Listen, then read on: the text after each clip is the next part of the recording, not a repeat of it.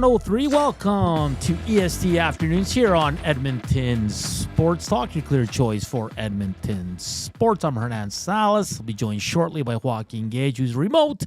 He's a little under the weather. And, of course, here producing the show is our Kub Nation, Zach Kubusch. Like always, hit us up on the Nasty Chat. Text us 780-218-9999. You want to listen to us live? Hit up EdmontonSportsTalk.com. the TuneIn or iHeartRadio app if you want to watch us, EST YouTube channel. I see we're already close to 20 thumbs up. We hit 100 yesterday, so let's try for 100 again. I'll give you the show lineup. 120, we'll go with some heat and smoke. 3 questions for the boys, mostly Oilers and some CFL. 140, we're supposed to be joined by Lee Hacksaw Hamilton from LeeHacksawHamilton.com covering the NFL. We confirmed yesterday. We haven't been able to confirm today, so we're crossing our fingers. You can join us at 1:40 so we can go around the NFL. In the second hour, of course, another chance to qualify for the EST Flyway to LA, which is proudly presented by the 780. It's your third last chance to qualify on our show. Of course, you can qualify later on the Reed Wilkins Show with Jay Milne, as the grand prize will be given away on Friday on the morning show. So we're getting closer and closer. And at 2:20, Danny Austin from the Calgary Sun and Herald will join us as the Calgary Stampeders taking the headlines on this Tuesday as they acquire VA. We'll get to all that as well. Like I said, we're coming to you live from the William Huff Studios here in the west end of the city. Edmonton Oilers on the ice as well as they continue to prepare for Friday's game. It's been a long layoff here, so they'll practice today. They'll take tomorrow off, back on the ice Thursday, and travel out. As well as we now bring in my co-host, Joaquin Gage. Joaquin, what's going on, buddy? Oh, I'm all right, buddy. It's nothing much. Just the scratchy throat, chills a little bit. Just keeping it... we appreciate you, though, staying home and not getting, because like you said, it's a small space and we're all kind of in the same areas. Together. Yeah. I was basically ready to come in and I'm like, man, I just don't feel good.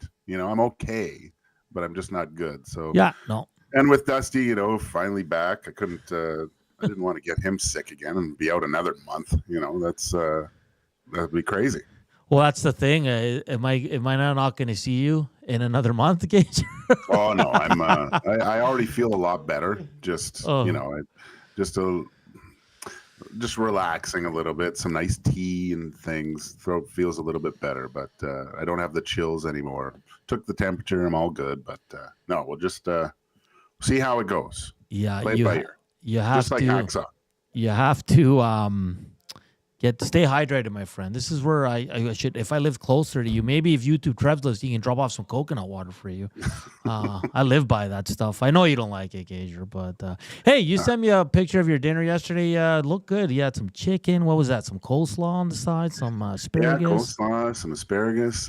Just did some garlic. Oh, not just mashed potatoes but the chicken, like I said, was way too hot, man. Like. You can eat it, but and for me it's fine. But anyone else, if they don't like the heat, it would be ridiculous. I would put it at, I don't know if you've had those like suicide wings from Hudson's and stuff like that. Oh yeah. It's not quite there, but it's maybe a notch underneath. So. You cook for the family, obviously, Gage. Do they like the spiciness too?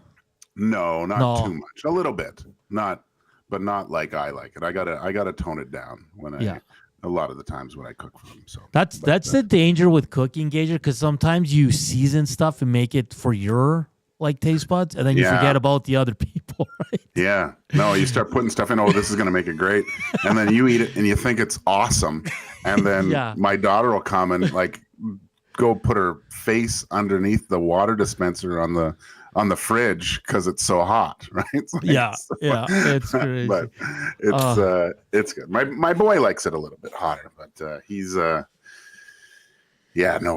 was good. But the mashed potatoes, my wife was like, that was great. She was like my wife likes the comfort food, so like stews, like the soups. What else? Simple dishes, but those hearty dishes that the egg noodles, like the stroganoffs, things like that. She loves those things, and so that's what slow cooker recipes, I guess, is what she likes best. Yeah, no doubt about it. I haven't used a slow cooker in a while. Lars says, Gager, you play your cards right, and we'll see you after Christmas. And Safety Bob says, Hernan can't last that long without me. Come on, guys. I would not make it. And Safety Bob says, I heard if you take a month off, it helps. Maybe the Oilers should do that. I know. You guys had a great show, great discussion, a lot of stuff on Nuge, and I got some questions coming up in Heat and Smoke as well, and we'll talk some Oilers. Not much going on in Oilerland. They're back on the ice. It was a skills day. Forward group first, followed by the defenseman, or it was one way or the other. So that was interesting. No Kapanen and no Derek Ryan on the ice, so I guess we'll wait for updates on that as well. Could be just a vet day, a maintenance day, whatever it is. But the big news of the day, Gager dropped about an hour or so ago. The Calgary Stampeders acquired American quarterback Vernon Adams Jr. from the BC Lions. In addition, the Stamps received BC's fourth-round selection in the 2025 draft and the Lions' third-round pick in 2026. Calgary sends its second and fourth-round picks, which come to the 9th and 29th overall in 2025, and its second-round pick in 2026 to BC. Gager, the thing that stands out to me about this trade, there's no first-rounder involved, which is a hell of a job by Dave Dickinson in Calgary. Yeah, no, I mean, and they had to do something at the quarterback position, right? Like it wasn't working in Calgary. There was the rumors were that VA was going to be coming to Alberta, just didn't know which city, right? Yeah. And I think this it's interesting now, though, isn't it, Hernan? Because now is this Tre Ford's team?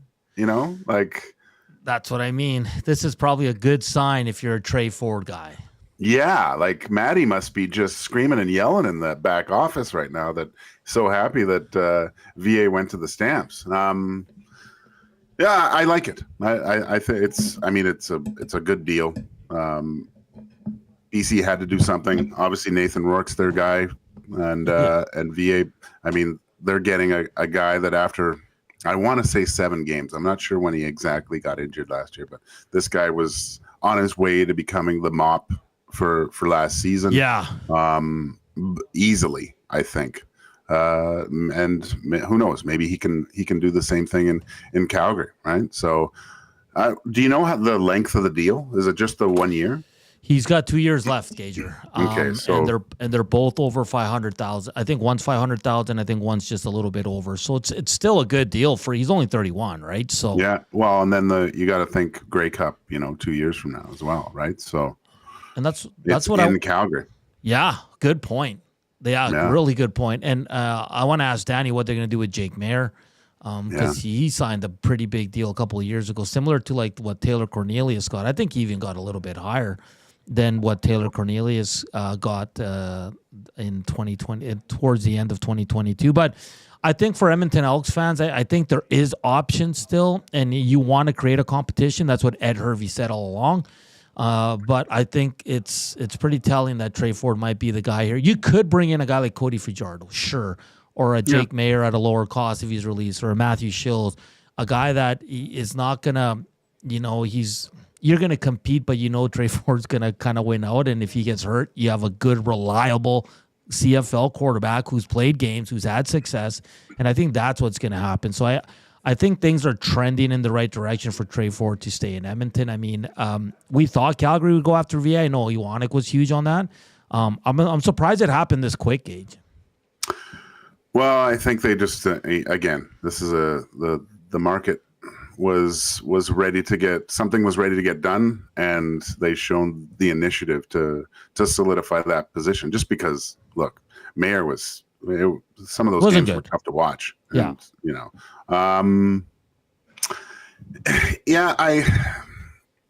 I wonder what this means for the Elks, though. Like, do they? Because wasn't it?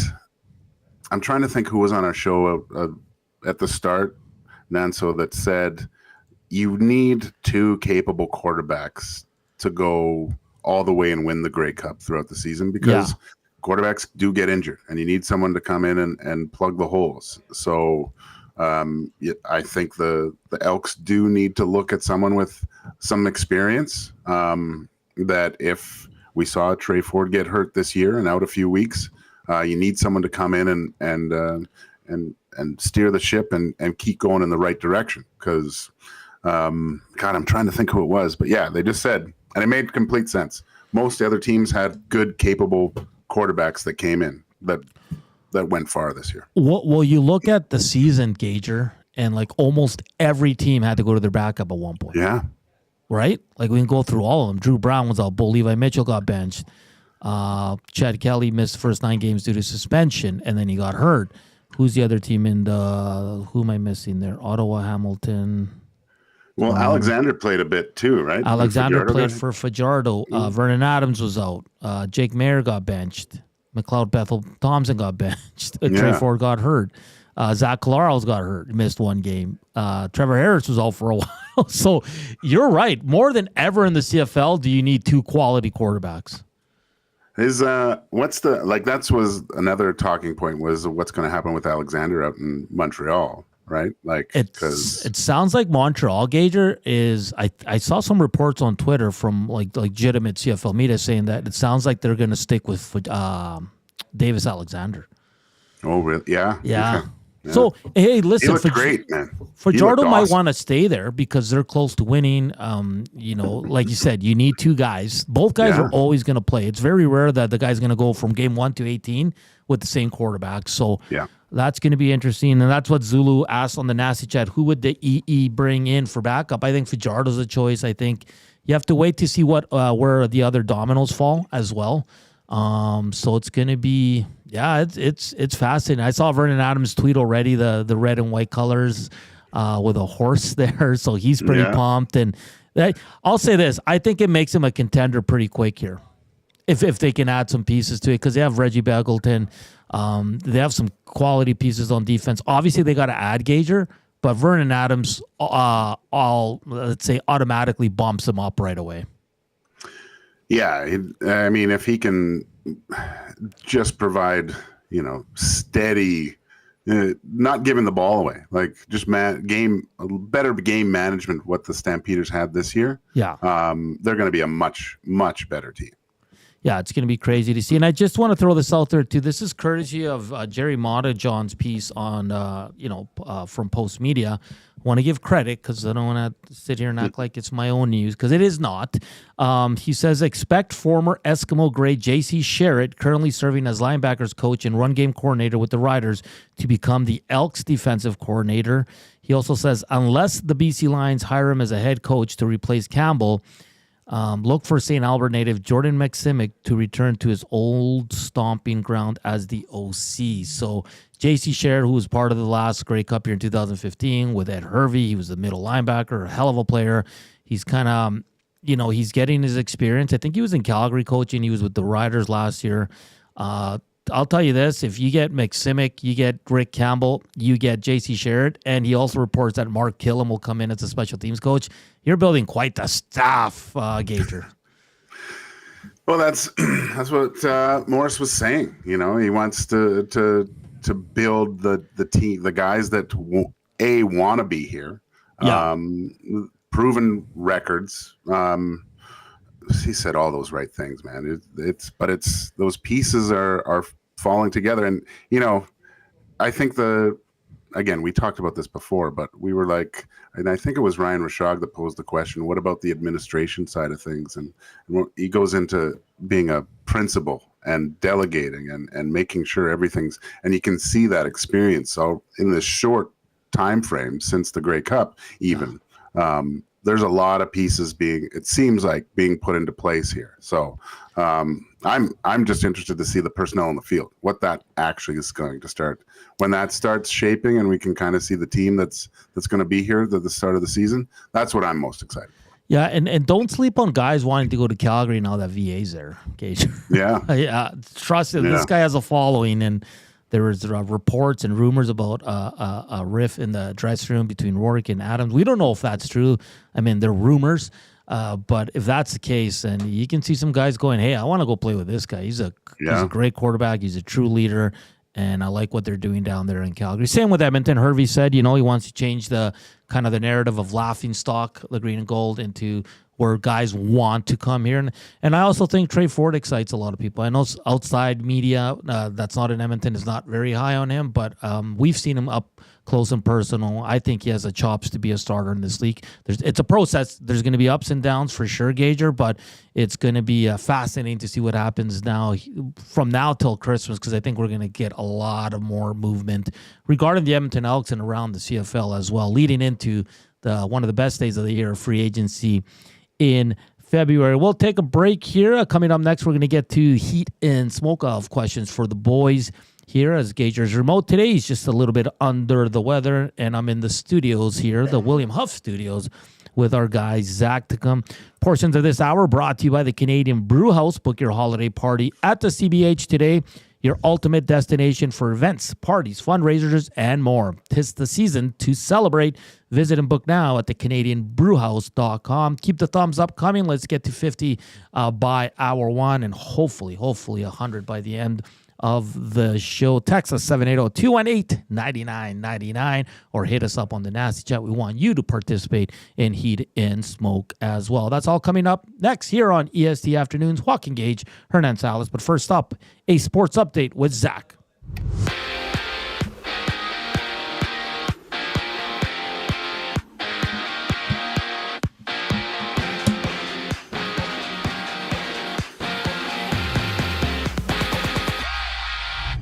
Just 2 games in the NHL, with Brock Besser making his return for the Canucks as they take on the Bruins. Later, it's the Canadiens playing the Utah Hockey Club.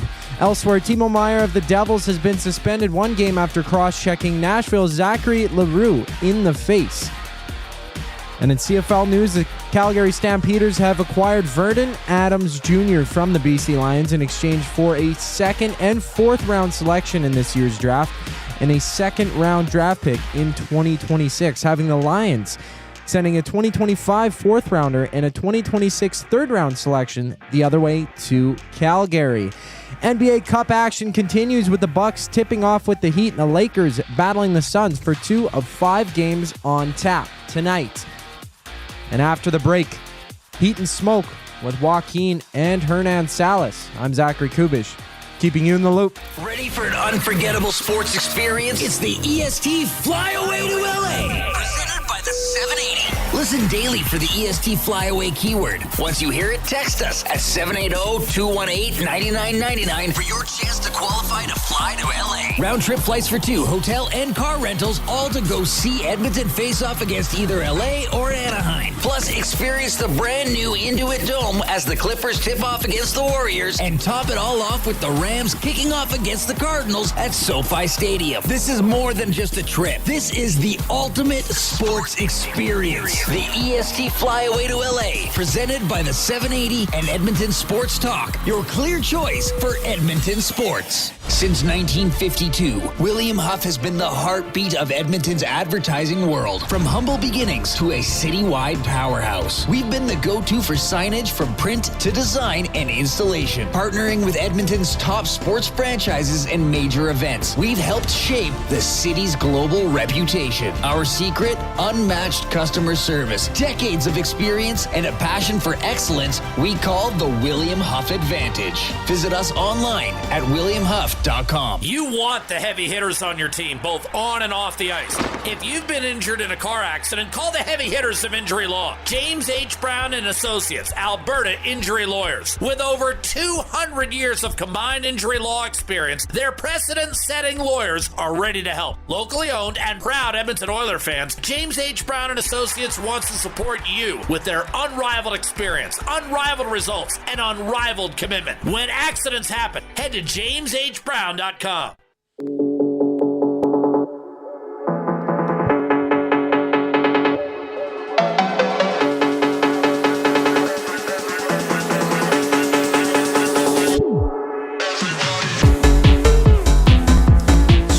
7:23. Welcome back to EST Afternoons here on Edmonton Sports Talk, your clear choice for Edmonton sports. I'm Hernan Salas. Remotely is my partner in crime, Joaquin Gage. We just talked a lot about the VA trade.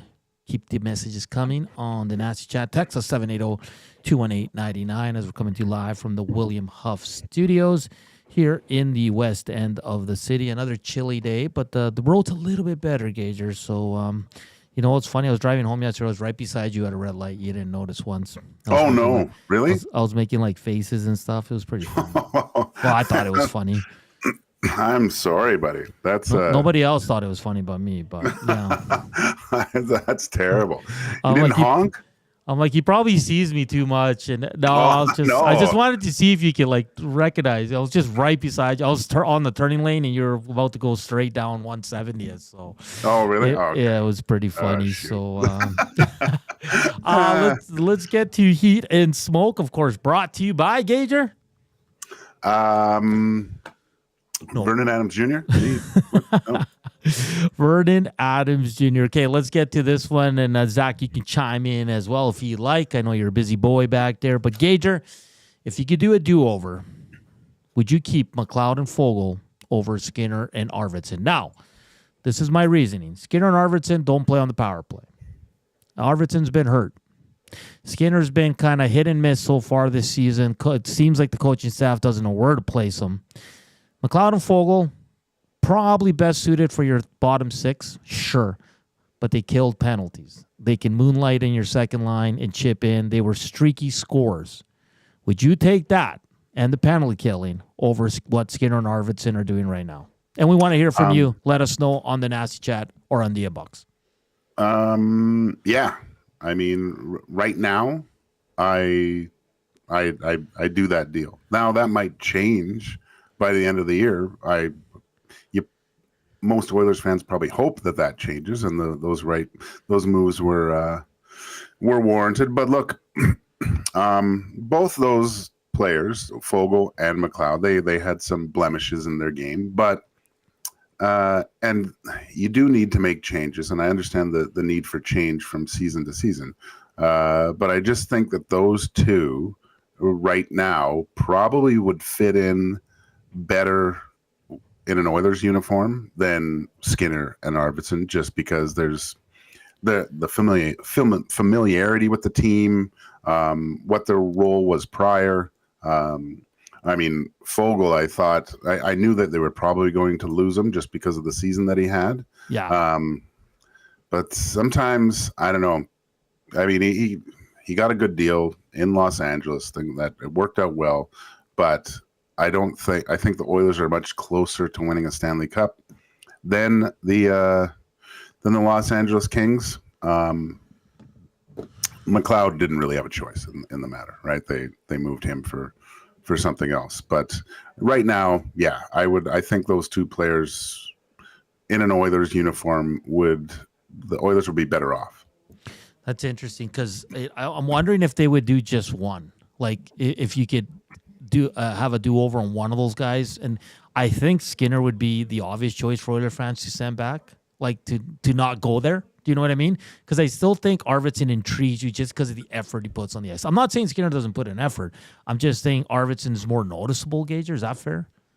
Yeah, but I just look to who knows what's going to happen further down the line, right? When you need a goal, like those two are capable. I think the offensive ceiling is much higher with those two guys than it is with McLeod and Fogle, right? So you get into the conference final, and game 5, 6, 7, maybe the scoring dries up a little bit for Leon and Connor, but then you can come back with Skinner, and maybe he finds his offensive touch at a point and scores a big goal. Yeah. Right. So that's what you're kind of banking on, I think. And it's hard to say, like, because I'm really close to just keeping those two just because of the unknown when it matters the most, because that's the main reason those guys came here in the first place. Yeah, and quickly, Zach Lee is good to go. If you can just send him the link for 140, please. So awesome. He's going to join us. So can't wait for that. Zach, do you want to get in on the conversation here? If you could do a do-over, would you still want Arvidsson Skinner over Foegele and McLeod?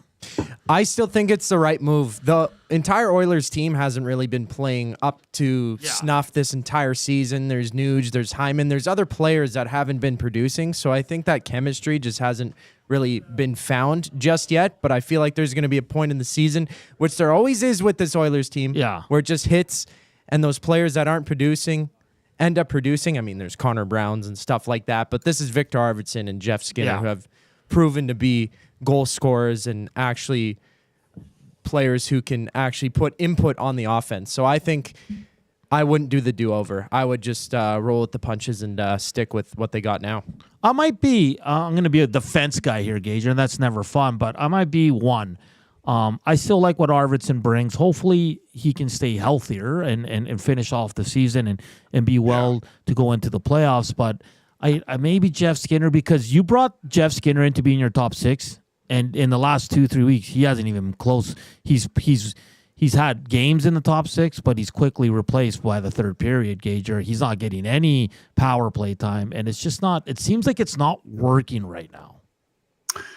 Yeah, and you wonder about the skilled players. They, to feel good about themselves, they need the puck. Like, how many times do we hear people talking about it? That Jeff Skinner now is usually with Leon, and with his time in Buffalo, the puck was on Skinner's stick all the time, right? Now trying to find out what it takes to be successful. How is he going to, what does he have to do to make Leon a better player and vice versa? It's very difficult. And then you look at the numbers, they're a little bit discouraging. The big one that stands out when you look at Jeff Skinner's stats is and I know it's not you don't want to put too much stock in this stat, but it's a -9, and it's worst in the forward group. So, and I think when you look at it and you look at his ice time distribution from the coaching staff, there's a direct correlation to that number and who Jeff Skinner's playing with. But he's an older guy. He's got to figure it out, man. You came here for a reason. You haven't played a playoff game. No one's feeling sorry for you. With what you've been able to do and how your career's gone so far. This is up to you now. Don't be looking to the sky and things and other coaches. He's far too talented to not figure it out. And it's the Oilers fans are just waiting for that day to come. Yeah, because he was, fans were loving him earlier on in the season when the team was struggling, and he was kind of the only forward going at some point. Statue Boss Production says Skinner was bought out for a reason, and Arvidsson has always been a Band-Aid. Still, hard no on McLeod. I was never a fan of his. And that's fair. Gager, let's not kid ourselves. Towards the end of last year, even at the end of last season, a lot of fans are like, move on from McLeod. He's too soft, doesn't go to the net, inconsistent. So I think Foegele, maybe more people were keen on keeping Foegele around because he was streaky. He'd go 3-4 games getting some goals and points. He wasn't really physical either, but he played on the PK. He can moonlight in your second line, but a really good bottom six forward. So in that sense, I think it's, you see their numbers now and people get tied up in that and they're like, well, why'd they give up on them? But it's all with context too, right? Like, McLeod's on a Buffalo team that's trying to find their groove, trying to get into the playoffs, fighting for a wild card spot. And like you said, Foegele got a good contract that the Oilers weren't willing to give him, and I don't think they should have went there with that kind of contract that he got. All right, let's move on. I know this has been discussed. I heard a bit of it on Two Guys as well, but I had this question before, so I'm going to stick with it. Would you be okay heading into the deadline if the Oilers picked up a third-pairing left-shot defenseman to play with Emberson and keep Kulak with Nurse? You think that's good enough for the fan base, and do you think it's good enough for the team if you look at it that way? Kulak playing on his off wing, but he's been really good with Nurse. What say you, Gager?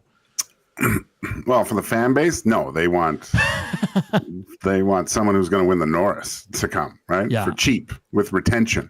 and for a 5th rounder. That's what the fans want. Yeah.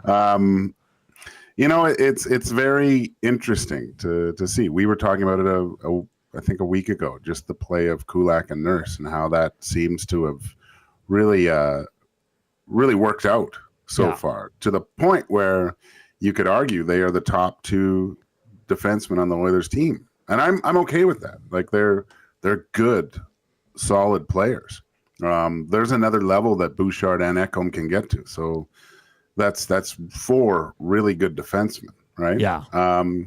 I think, and I just said on 2 guys, I think that initially this was kind of a Band-Aid, putting Kulak and Nurse. They didn't want to do that. They didn't want to have the 2 lefties, I think. But I think the more that they see these guys play together, the more that it becomes kind of a tandem.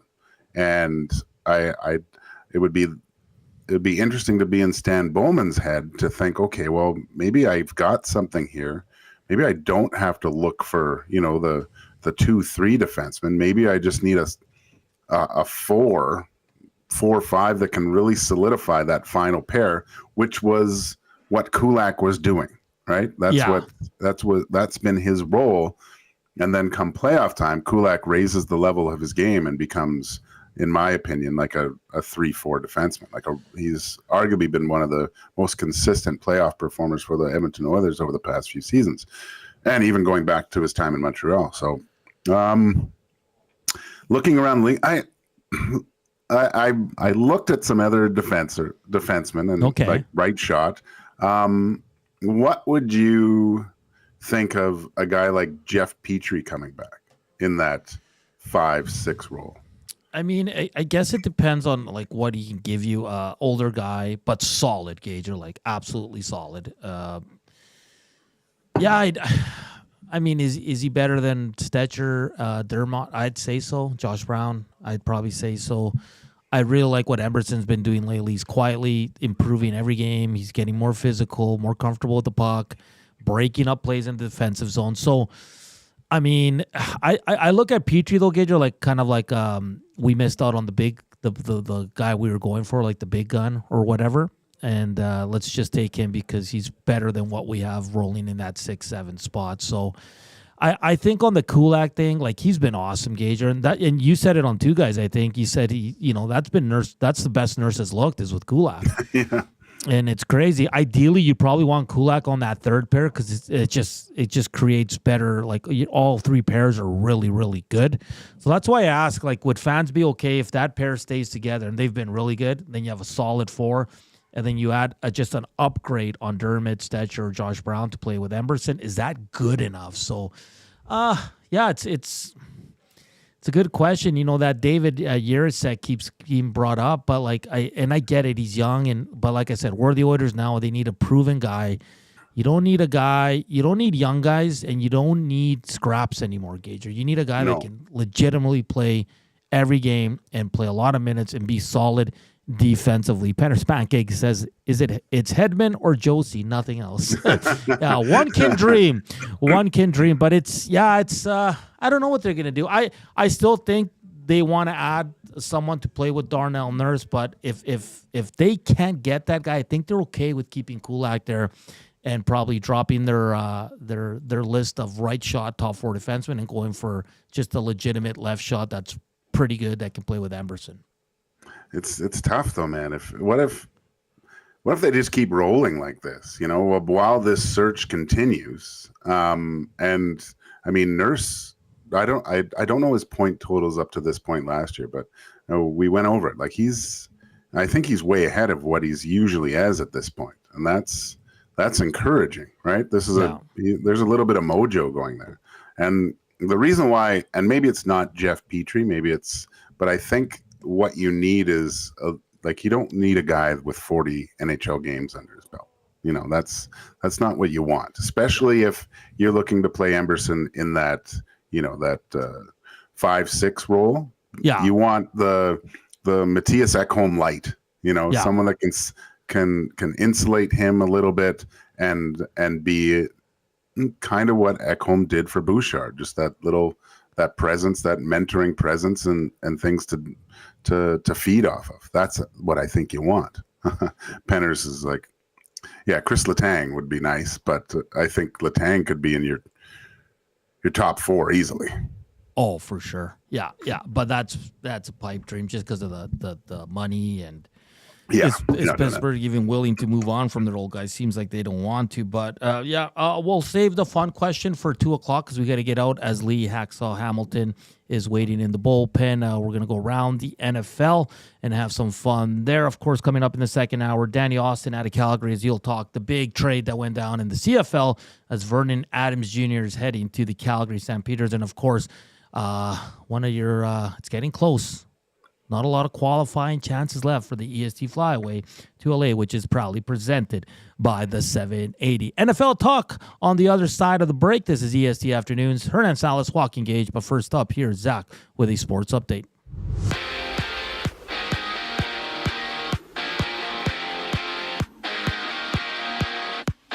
There's 2 games in the NHL with the Canadiens battling the Utah HC and the Canucks hitting the ice with the Bruins. Down south, Timo Meier, the Devils, has received a 1-game suspension for his cross-check on Nashville's Zachary LaRue last night.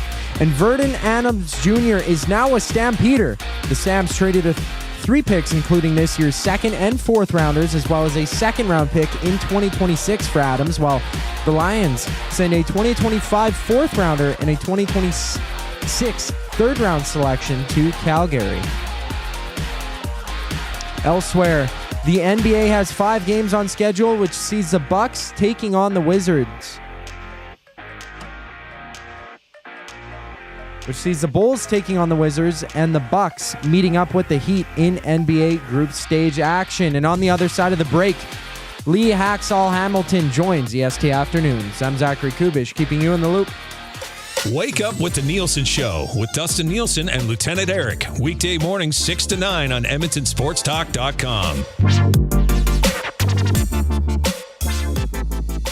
Black Friday at FXR Edmonton is the place to shop for the best deals of the year. Whether you're looking for snowmobile apparel, riding gear, workwear, or a new jacket for looking stylish around town, FXR Edmonton is the place to be. Door crasher deals up to 80% off, and the entire store is on sale, so don't miss out. the best deals of the year. Black Friday at FXR Edmonton, 8 a.m. to 8 p.m. Come see us at 324 Mayfield Common.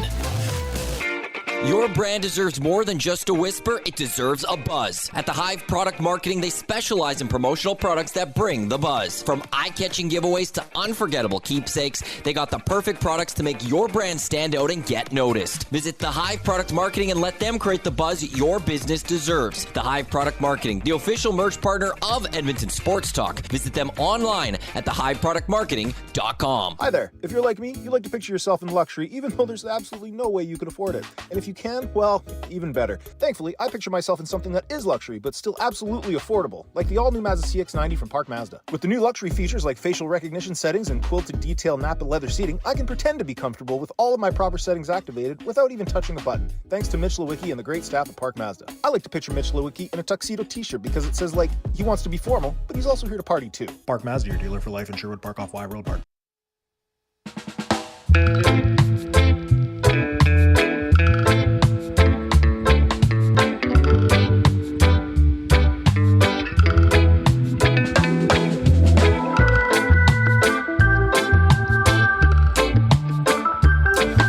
It's 1:42. Welcome back to EST Afternoons. We'll continue with the Edmonton Oilers talk, CFL talk, as a big trade in the CFL. Vernon Adams Jr. is heading to Calgary. Still got 2 years remaining on that deal. A big trade in the CFL, which kind of leads us to speculate that Tre Ford will be staying in Edmonton, and I think a lot of fans here, green and gold fans, will be very, very happy. We'll continue Heat and Smoke. There's one more question.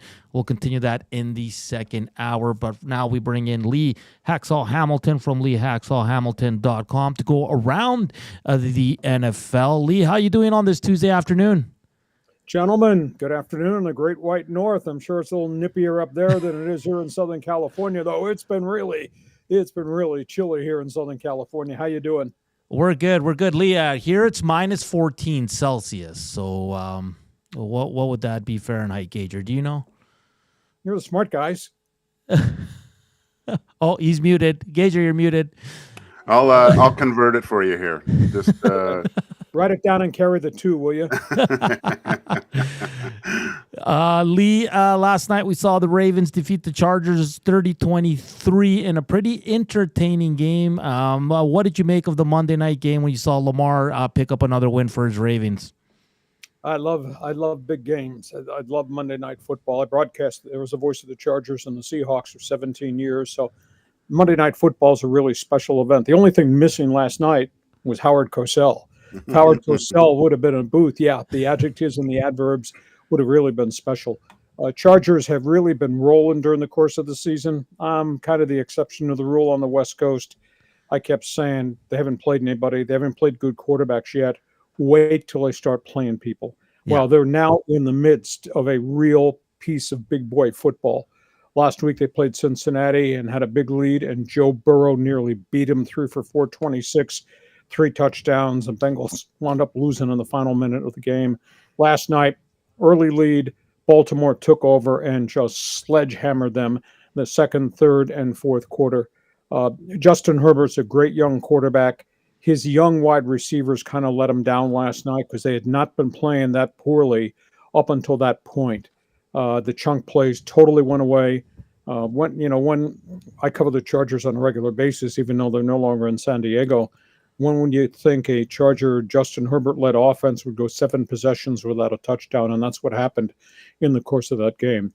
And then Baltimore just kind of threw the light switch on, and they went to their heavy-duty package, and they could not stop Derrick Henry, and Lamar made enough plays.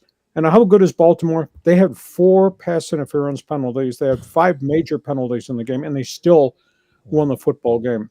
Ravens are really good on offense. I mean, when in modern-day history did you ever think a John Harbaugh team would be averaging about 435 yards per game? But that's what they're doing this season. And they're just beating people up with a power running game, and then Lamar runs, and then Lamar makes plays down the field. Although he wasn't as dynamic last night, but huge win for Baltimore. They're upper echelon in the AFC. Tough loss for the Chargers. And the problem for the Chargers now, even though they're kind of become a sexy name around the league because of that quarterback and because of Jim Harbaugh, problem with the Chargers, they're playing big name quarterbacks. It started with Burrows, went to Lamar. Next week, they go to Atlanta to meet Kirk Cousins, who plays out of his mind when they're at home. After that, they go to Arrowhead. They face Patrick Mahomes. They still got Baker Mayfield on the schedule.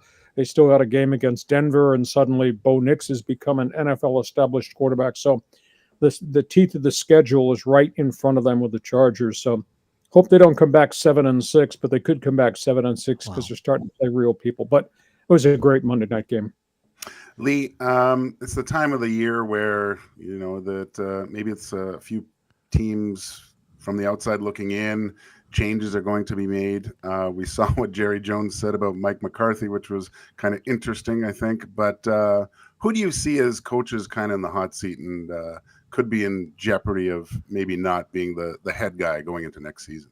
I'd have to say Mike McCarthy in Dallas right from the top. But this is not all his fault. But he has not done well in postseason. He's hardly ever gotten to postseason. His regular season record's pretty good, same like Dak Prescott. But yet, if you punch up on your computer in front of you, their postseason records hardly ever get there and don't do well when they get there. Little known fact, and Jerry's not talking about it, is the fact that every coach's contract is up. The last first week of January, when their regular season is over, those contracts are gone. I got to believe Mike McCarthy, Dallas, is probably on the hottest seat, and I think there's probably going to be a change there. Jerry Jones is loyal. There's no doubt about it. He hires pretty good people. They draft pretty well. They've been destroyed by injuries this season, just not to Dak Prescott. I went back and counted. They had 16 major injuries just on the defensive side of the football. Wow. They lost their top 6 defensive linemen. Micah Parsons was out. The other star linebacker had to retire, Leighton Vander Esch, because of a neck injury. Deron Bland just came back. He had a major knee injury last season. I mean, they've just been shredded on the defensive side of the football and a little bit dinged up in the offensive line, and they're not running the football worth a bleep. So I think there's a coaching change there. Obviously, the Jets have hit the eject button on both their coach and their general manager. Robert Saleh, as a head coach, was a pretty good defensive coordinator, but I don't think he was a good head coach. Organizationally, they've been a mess in terms of making mistakes on quarterbacks. This might include also the Aaron Rodgers acquisition. Cross town in the Big Apple, I think the Giants have to clean house. I mean, that's a disaster. The amount of money they burned through and wasted on Daniel Jones, the pitiful drafts that they put players around Daniel Jones, the total failure to get a contract done with Saquon Barkley, and then that are sit there and be aghast when he walks across the bridge and goes to the Philadelphia Eagles in the division. So I think there's got to be a house cleaning there. I am surprised they have not hit the eject button on the staff down in Jacksonville, because that's turned out to be a miserable season. I think there's probably going to be a change there. I think Chicago's coach, Ed Eberflus, I think he's in hot water because of the very uneven performance, the lack of development of Caleb Williams, and the fact that he's fired offensive coordinators 2 years in a row, offensive coordinators that he hired. I think Chicago's a trouble spot, and I think there needs to be a change with the Raiders. Antonio Pierce talks a good game, but they're having a miserable season, and his fingerprints are all over everything there as it relates to trades, acquisitions, the quarterback fiasco. They don't have a team. I mean, they've lost their quarterback and let Derek Carr go 2 years ago, and the handpicked guy Gardner Minshew turns the ball over. Now he's gone with the injury. The high draft pick Aiden O'Connell, he can't play at this level. He manages games, but he doesn't win games. And then this organization let Josh Jacobs, the heavy-duty running back, go to Green Bay, and then they traded Devontae Adams. So it's going to be interesting to see whether the new general manager of the Raiders, who used to be with the Chargers, Tom Telesco, keeps this guy, because I think they need a new coach. I think they need a change in culture. So those are really the hot spots. We've got 2 openings already because New Orleans fired their guy mid-season. So you got 2 already. I think there's at least 4 to 5 more that are probably going to occur. Lee Hacksaw Hamilton joining us here on EST Afternoons as we go around the NFL. Lee, I'm a Niners guy, and I know a lot of Niners fans are asking for Kyle Shanahan's head right now. They're having a very mediocre season.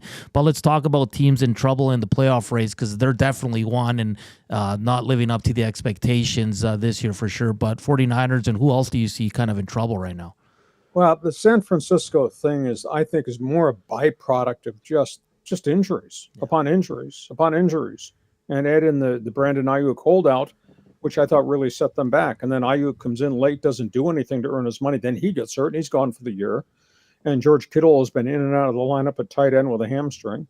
Christian McCaffrey is just starting to look like vintage Christian McCaffrey, but he was gone with the calf and the Achilles issue. And now you got Brock Purdy's banged up.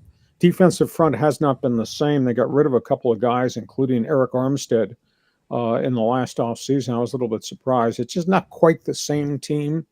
I know a lot of people are banging on Shanahan about play calling and all that, but when you don't have all the bullets in the gun, you can't fight the fight. So I'd say San Francisco's in huge jeopardy of not making the playoffs. The Rams probably are not going to make the playoffs, but I thought this was going to be a transition season for Sean McVay, because Aaron Donald, the superstar defensive tackle, retired. Then they traded their star inside linebacker in a weird deal. And they're playing kids, ton of kids. They've drafted really well, but those kids make plays. Those kids on defense make mistakes. And they never started the season healthy in the offensive line. At one point, they had 6 linemen out. And the only reason they've won these number of games is Matthew Stafford has just freaking willed them to victory. But he's taken so many wicked hits. I mean, I fear he's not going to get up from one of them. So I think it's rebuild transition season. We see flashes with the Rams. You say, yeah, they're pretty good. And then they revert back with the kids make mistakes, take penalties, etc. So I think the Rams are in big trouble. Miami is behind the power curve right now, only because of the loss of Tua Tagovailoa for that chunk of the season. Tyreek Hill's not Tyreek Hill right now, and obviously he needs wrist surgery at the end of the season. So maybe these injuries just going to weight down the Miami Dolphins, and they're just not going to be able to get it done. Minnesota's for the real deal, despite who Sam Darnold's history is. Kevin O'Connell's done a good job coaching him up in Minnesota. I mean, they're sitting there at 9-2. You may not think he's a star quarterback, but doggone it, you can't take the 9 wins away. Yeah. The guys have earned, and they're doing it defensively. Be fascinated to see what the end of the season holds for Atlanta. Kirk Cousins has come in and really changed the culture. He plays with his hair on fire at home down there in the Deep South, but they go on the road and they turn the football over. So I don't know if they're a complete football team right now. Green Bay's a real deal. That defense is a lot better than anybody suspects. And obviously the arrival of Josh Jacobs has made Jordan Love, the quarterback, even much more dangerous. The weird one is Houston. They had a great start.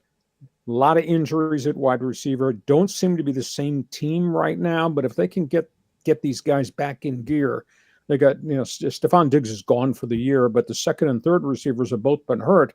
If they can get them healthy with the running back Joe Mixon and the fact they got to get their number one draft pick of a year ago, Will Anderson, linebacker, back on the field, I still think Houston's going to be heard from, but they're not. Is they got the thing in reverse gear right now? They're just not playing real well. So that's a myriad of teams out there that are on the periphery, on the fringe, with 5 weeks to go in the NFL season. We looked at the Kansas City Chiefs. Started the season off well, but seemed to just be, clawing wins and winning at last minute. Are they still kind of the favorite to repeat and get that third Super Bowl championship? Do you think, Lee? Shame on me. I think it's the most unimpressive 10-1 team I've ever seen. But that being said, until you punch them in the mouth and actually knock them out, they are still yeah. And I'll be honest with you, Joaquin. Patrick Mahomes, he finds a way to win. Yeah. I mean, I don't know in modern day football that a team that his offense is driven just by tight ends can win a championship. But they're 10-1 throwing to all their tight ends, and they think maybe Marquise Brown is going to come back. They've done a good job acquiring rental veterans. They got a couple of wide receivers there, J.J. Schuster-Smith, and they just picked up a guy at the trade deadline. So they rent guys. Kareem Hunt has saved them at running back because Isaiah Pacheco was out for half the season. Now he's just come back off that dislocated, fractured fibula. Kansas City's got 5 weeks to get everybody healthy, and they are 10-1. So, Mahomes is the difference maker. But can they go deep in the playoffs? Going to have to. They're not as explosive as they used to be. And that being said, I'll steal the next question you're going to pose to me. If I'm sitting here from the outside looking in, I'll tell you what, Baltimore scares the hell out of me offensively.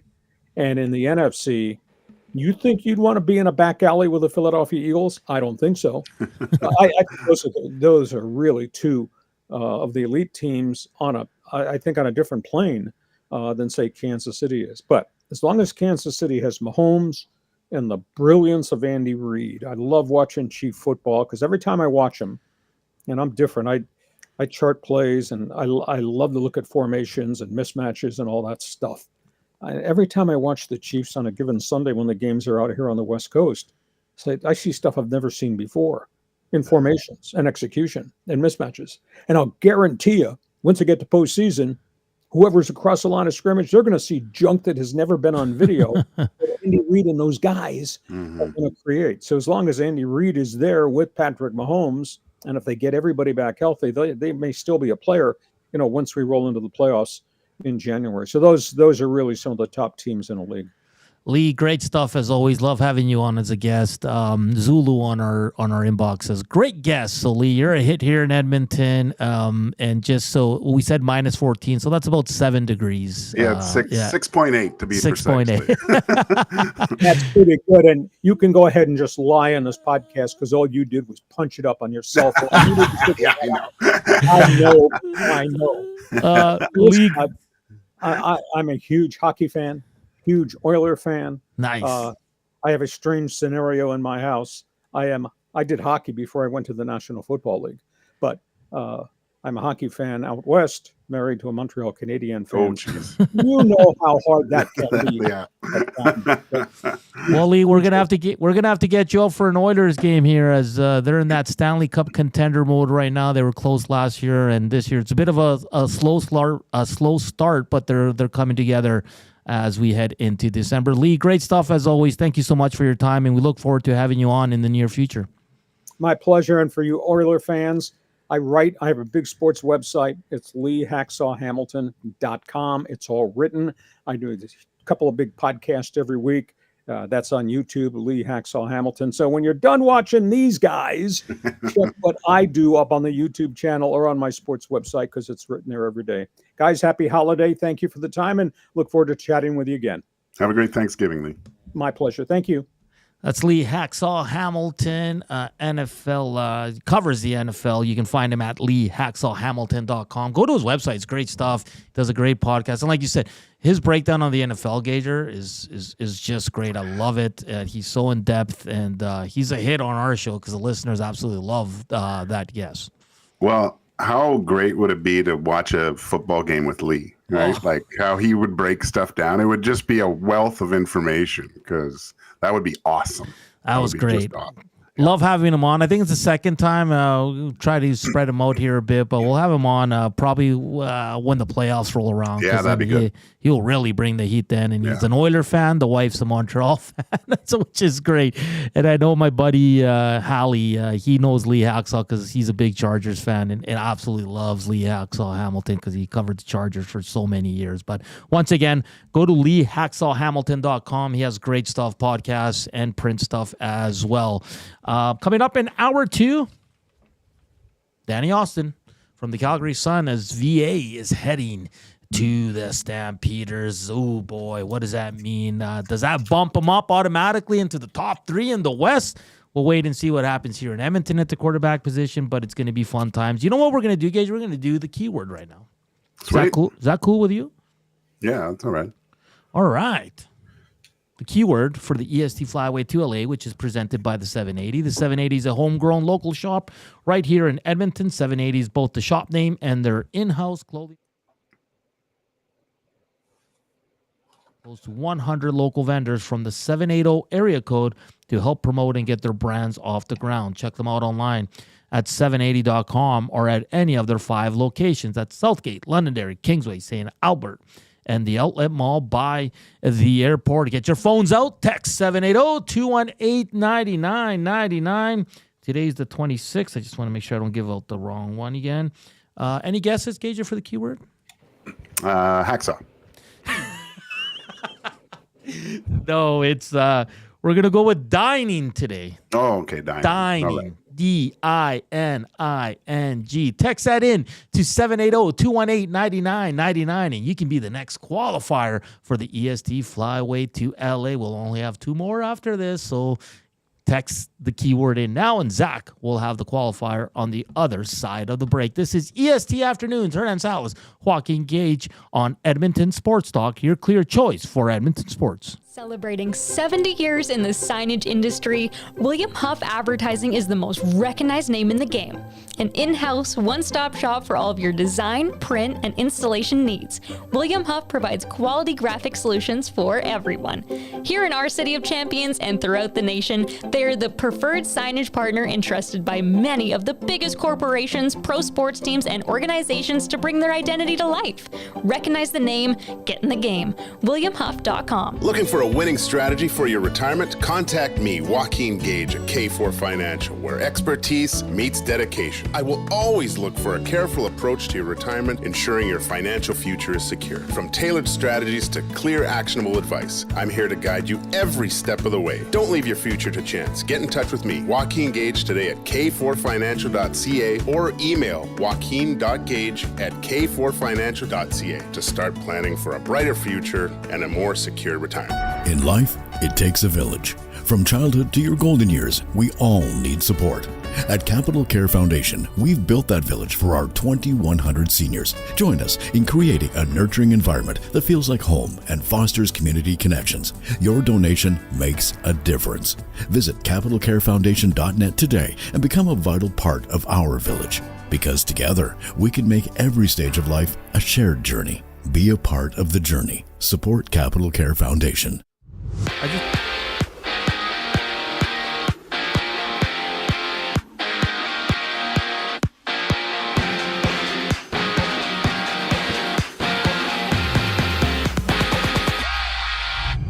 Just 2 games in the NHL with Brock Besser making his return for the Canucks as they take on the Bruins before the Canadiens play the Utah Hockey Club.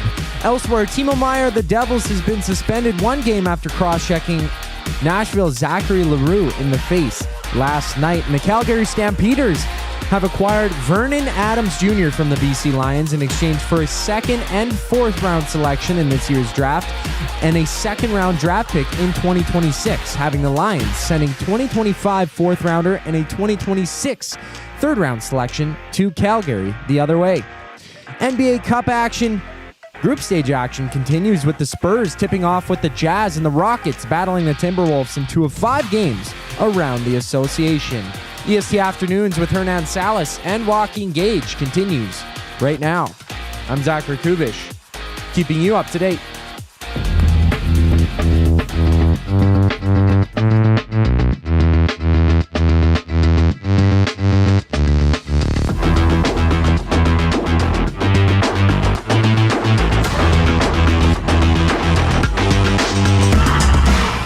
Hour 2, EST Afternoons. Hernan Salas, Joaquin Gage, Zachticum here.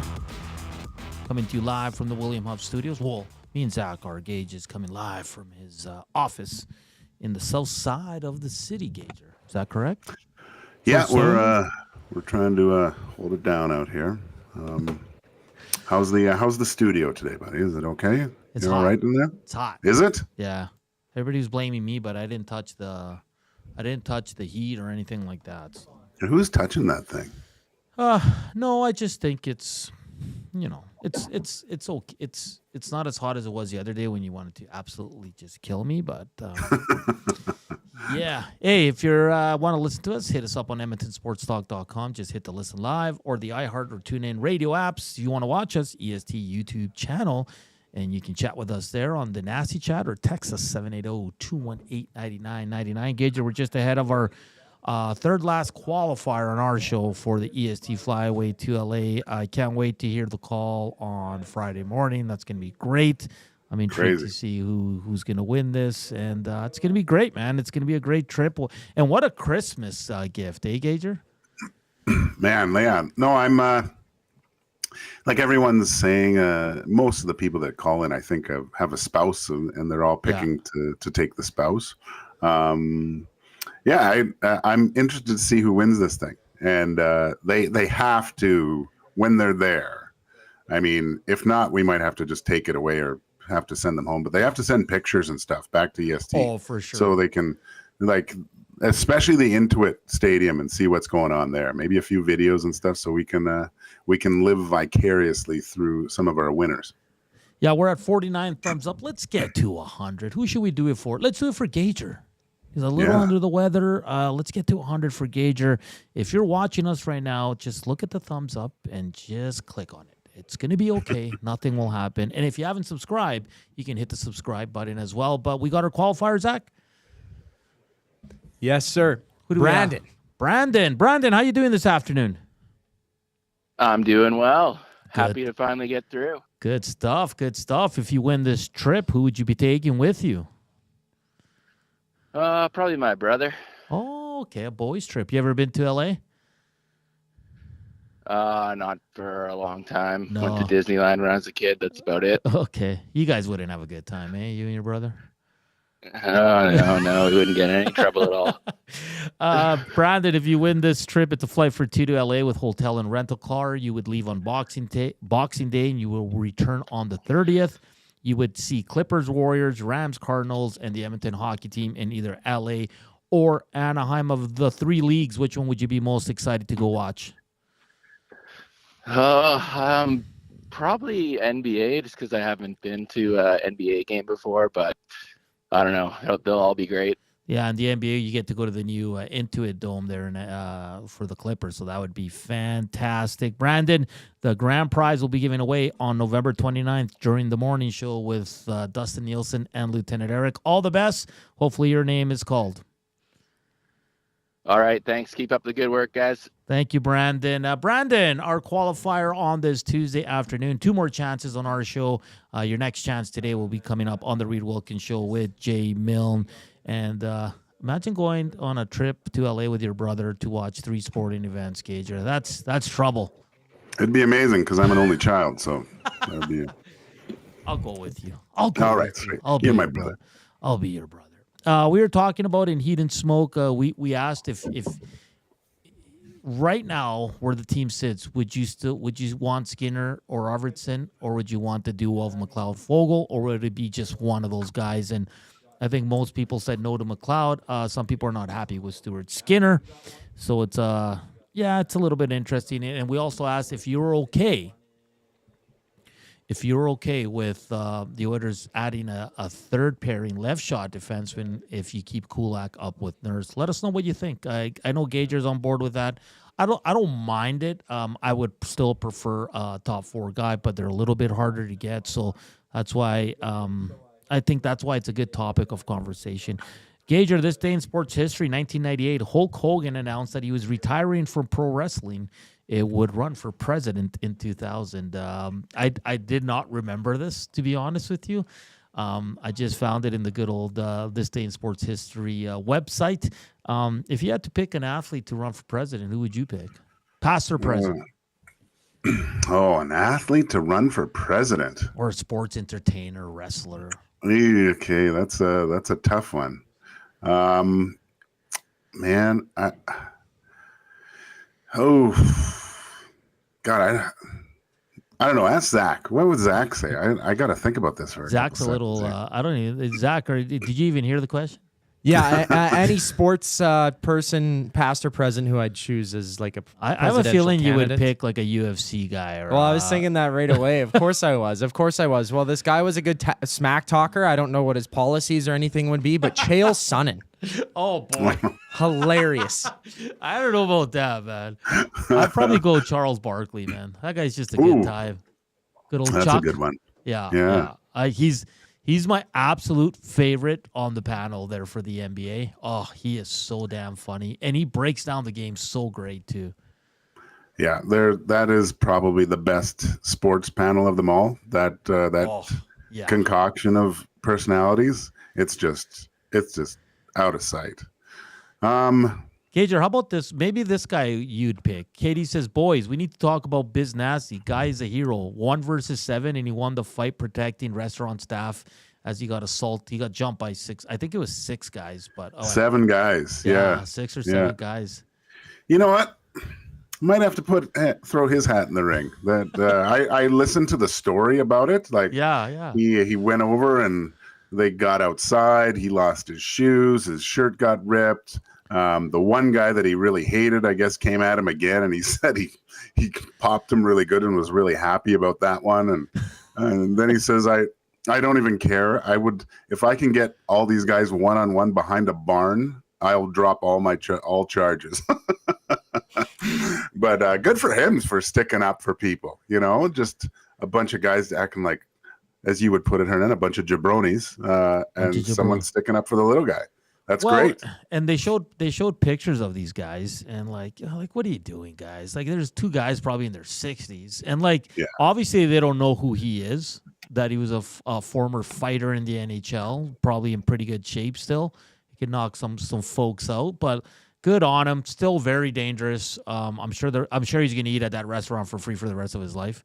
Oh yeah, because he came to the defense of some staff there, which is unfortunate that stuff like this still happens. But you have one too many, right, Gager, and you act like a fool, and then you jump a guy, and you end up getting beat up. So good on Biz Nasty, man. I couldn't believe that when I was watching that today on Twitter, man. I thought it was kind of like a joke at first. I was like, there's no way this happened. Well, he's showing the marks on his face and stuff like that, right? So, it sounds like he got a few good licks in. But, like you said, he's probably going to, he already said he goes to that establishment a lot, right? I forget the actual name of the place, but he, like you said, he's going to walk in there like Tony Soprano walks into places from now on, right? His own private table in the back.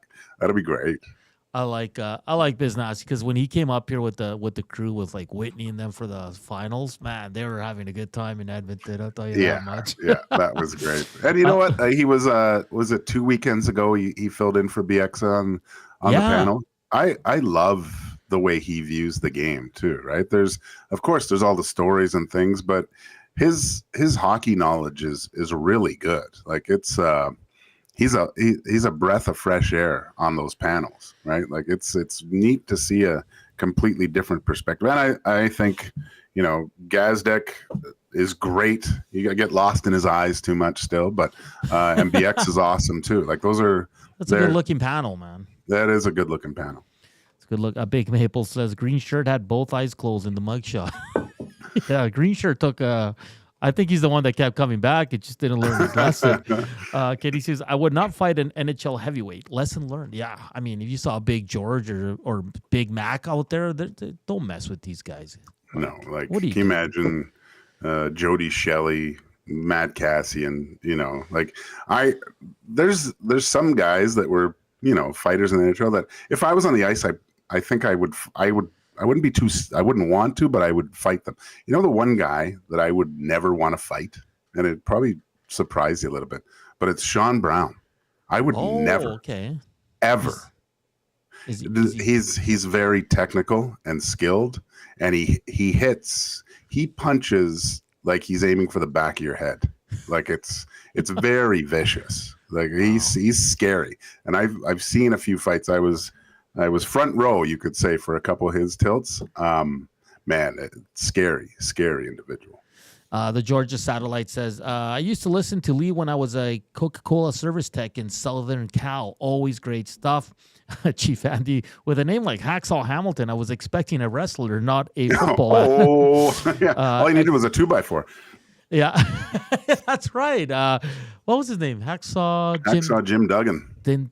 Jim Duggan, yeah. X-Ray J, Trouba for Skinner and Evander Kane. That's not happening. Kane's hurt, and Skinner really doesn't have a lot of value. Lulu says, I imagine Macho Man up there. I'm talking about for president with the anniversary of Hulk Hogan retiring from the WWE and wanted to run for president. I don't think he ever did, Gager.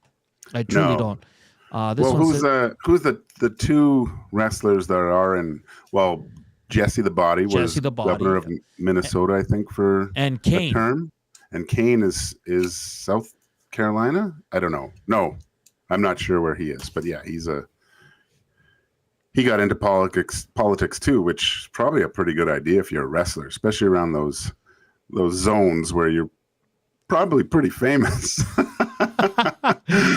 This one says Shaq for Prez. Yeah, he's part of that panel. I mean, all four of those guys would be absolute beauty. This one also says, I would keep Kulak with Nurse and get a guy like Ian Cole or Matt Gretzlick. That's what we're saying, Gage. It might work. You never know. It might work. Yeah, I think, like I said, I think this was a Band-Aid at first when they looked at it, but now, I mean, you don't want to mess too much with what works. And Oilers were blessed last year with health on the defensive side, right? And they're no strangers to keeping things together. I think they tried to mix it up a little bit here and there, and with Dan, I think what did they do? They put Darnay with Nurse, I think, and it kind of didn't really work out. That wasn't good. No, it didn't. And I think the whole point of that was, what if something happens and there are injuries, right? But I think right now, those four guys, you leave them together. And you hope that Emberson and either Dermott or Stetcher Brown can kind of give you some good minutes in that third pair. And that's the problem now, Gagers, because Stetcher's a righty, so you'd have to play Dermott, and I think Dermott's also fell out of favor a bit here. He was a PTO guy, right? We're not expecting much, but he would have to play the left side, and the way things are going, I think they'd prefer still Kulak with Emberson and put Stetcher up with Nurse. But then within the game, they make that switch, right? You're seeing a lot of Kulak and Nurse, especially if it's a tight game. I'm going to give you a few more here for this day in sports history. It's a pretty busy day for this day in sports history, Gager. 1984, Guy Lafleur announced he would retire after 14 years in the NHL. Barry Sanders in 1998, Dusty's favorite player, became the only second running back in NFL history to run for more than 15,000 career yards. And 2003, Scott Stevens played in his 1,616th NHL game, breaking Larry Murphy's record for defensemen. Only 3 players had played more games than Stevens. That's nuts, especially the way he played too. He was physical, all 1,600 of those things, like just the good old trolley tracks, eh? Keep your head up, man. He's the one he hit clean though. Like back then, it was considered clean. Like he kept his arms down. Like you watch some of his most devastating hits.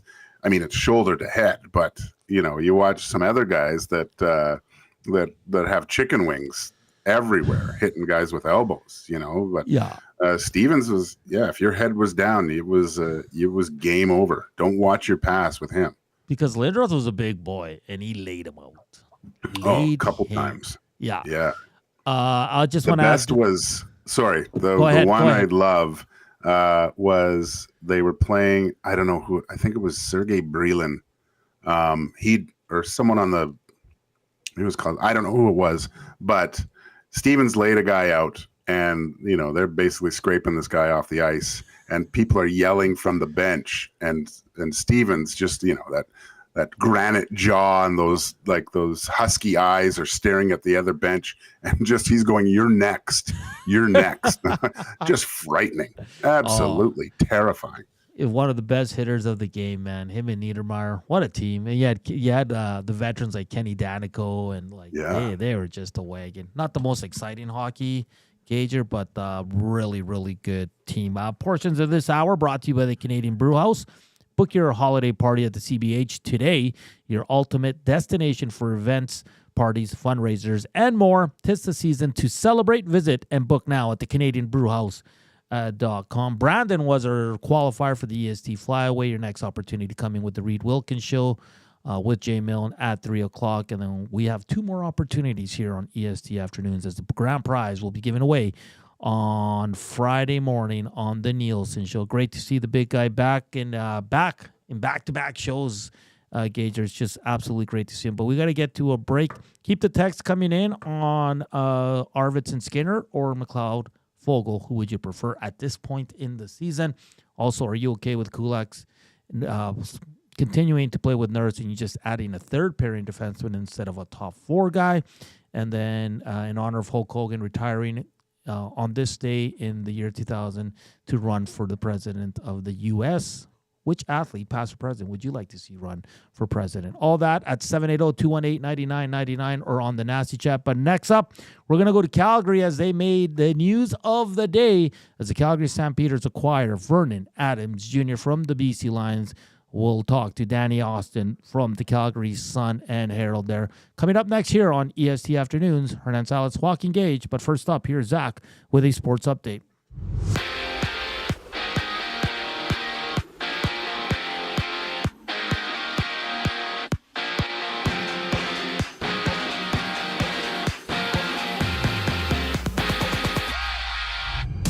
There's 2 games in the NHL with the Canadiens battling the Utah HC and the Canucks hitting the ice with the Boston Bruins. Down south, Timo Meier of the Devils has received a 1-game suspension for his cross-check on Nashville's Zachary LaRue last night. And in the CFL, Vernon Adams Jr. is now a Stampeder. The Stamps traded 3 picks, including this year's 2nd and 4th rounders, as well as a 2nd-round pick in 2026 for Adams, while the Lions sent a 2025 4th rounder and a 2026 3rd-round selection to Calgary.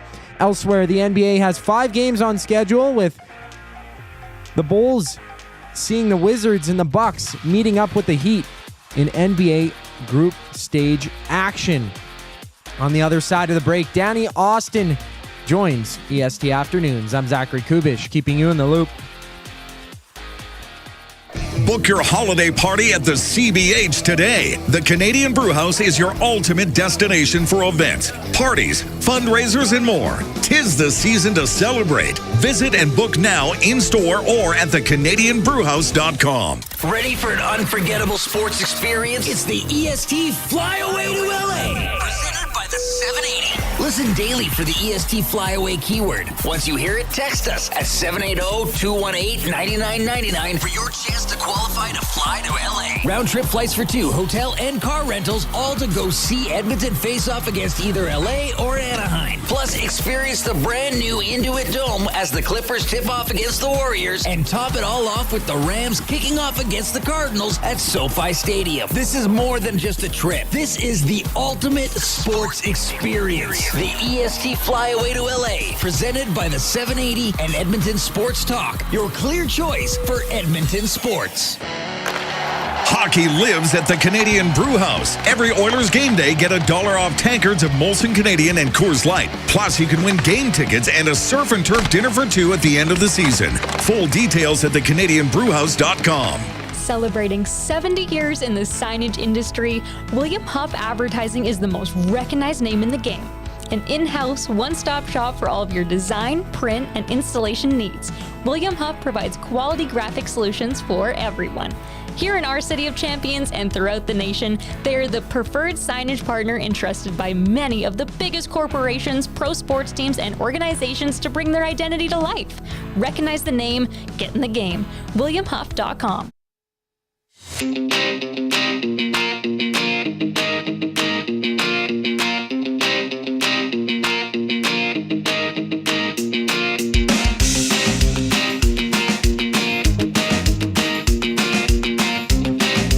23. Welcome back to EST Afternoons here on Edmonton Sports Talk. Keep the conversation going on the Nasty Chat on the EST YouTube channel. Text us 780-218-9999. 60 thumbs up. Let's get to 100.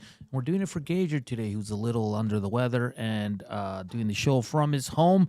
But we're going to get to the big news of the day as the Calgary Stampeders acquire Vernon Adams Jr. from the BC Lions, one of probably the biggest target in the offseason in the CFLs. We're joined by Danny Austin from the Calgary Sun and Herald here. Danny, my man, how you doing? I'm good, guys. How about you? Slow day for you guys down in Calgary, eh? I mean, honestly, I went to a Calgary Wranglers practice. I went to an AHL practice today, and I was there, and I was like, all right, well, Stamps decided to whatever story I write's not on the front page, so not too bad. But yeah, big. This is big news. This is a big splash the Stamps made. There's some rumblings on Twitter from some CFL media saying that maybe they weren't the front runners. What were you hearing on this? Because I know Edmonton was thrown in there and a couple other teams that were looking for a starting quarterback. Ultimately, why do you think it went down with Calgary? And were they the front runners, or were you hearing differently here from the Calgary's crew there with Dave Dickinson? I mean, I think that this was an obvious move that the Stampeders, whether they were the front runners or not, they sort of had no choice but to get in the mix. Like the quarterback situation was not good the last 2 years. And to be honest, you can probably go back a couple years before that. Bo Levi Mitchell was dealing with injuries and was not the same guy. So for a Stampeders organization that honestly, I don't know how else to put this, the vibes have not been good. The fans have been angry. This is one of those ones where I think Vernon makes the team better, but it also signals to fans. So, look, they went. I'm of the belief, and this makes me very unpopular in CFL circles, but what can you do? The CFL draft can be pretty overrated, so who cares? You gave up a couple picks. You got a starting quarterback. I don't think that there's any team in the league that wouldn't make that deal. But, yeah, there are. I will say that I know the Stamps were not the only team in the mix on this trade. I do think Vernon had a say. I know he's got a good relationship with Dave Dickinson, but the other part of this trade, it doesn't just make you better. It means that teams like Edmonton, possibly like the Riders, and while I think that they were idiots for saying it, there were people coming out of the Grey Cup who thought even the Bombers should be making this move. And it keeps Vernon out of the hands of your direct rivals as well while making you better. So for me, this is a trade that the Stamps, I don't know if they were the front runners, but I know that they had to make themselves the front runners because it was a really important move for them to make. Danny, we were talking about earlier, just now with VA going to Calgary, it might open up some opportunities. Guys, from all accounts, Vernon Adams is very well liked. Could you possibly see some more moves with people wanting to come play with Vernon Adams, knowing what he's capable of? Absolutely. I do think that that's a huge benefit. And this is the Stampeders team. I mean, I don't know if you guys saw the 3 Down Nation story a couple days ago. They did a big story on sort of there are so many guys who used to be with the Stamps who were with the Argos winning the Grey Cup.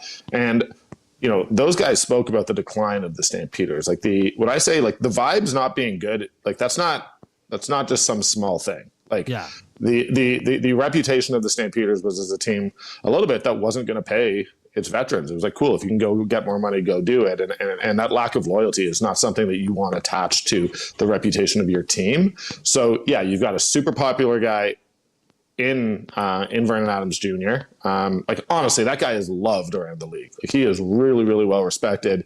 I think it's part of what happened in BC this year, bringing in Nathan Rourke, because there were players who weren't pleased to see the way that Vernon was treated. So, I think that is absolutely an added benefit. And one way or another, I mean, the Stamps have no choice. They have to spend in free agency. Their team wasn't good enough this year. They have to be better, and the only way you're going to go do that is by getting players who have proven they can win you games in the CFL. So what's the next step here? Jake Mayer has 1 year left, Danny, I think, on his deal, or is he? I didn't think he did. Okay, he might not, because I know he signed similar to when Taylor signed, Cornelius signed with the Elks, and that's done as well. But what do you see them doing behind Vernon Adams there at the quarterback position? Any thoughts on that? Yeah, so they signed a guy named TJ Walker. Like they pulled a trade with the Argos for his negotiation rates, brought him up. He was on the practice roster, didn't play a game, but then they signed him to a contract probably a couple weeks ago. And like, I'll be honest with you, like what surprised me most about this Vernon trade was like, I know how high they are on PJ, so I do like. I thought he might be the starting quarterback, and that might be something that you really pushed and sold. Like, This is a guy with legit NFL experience. This is a guy who can run. Like, this is not a guy who was a third stringer. This guy's actually played in the NFL, and there's a history of those guys not working out in the CFL. We all know that, but like they were legitimately high on him. They were excited. Even the way they sort of made the announcements was. It wasn't the way you normally make announcements for a guy who's never played a CFL game. So I think that the backup job is locked up.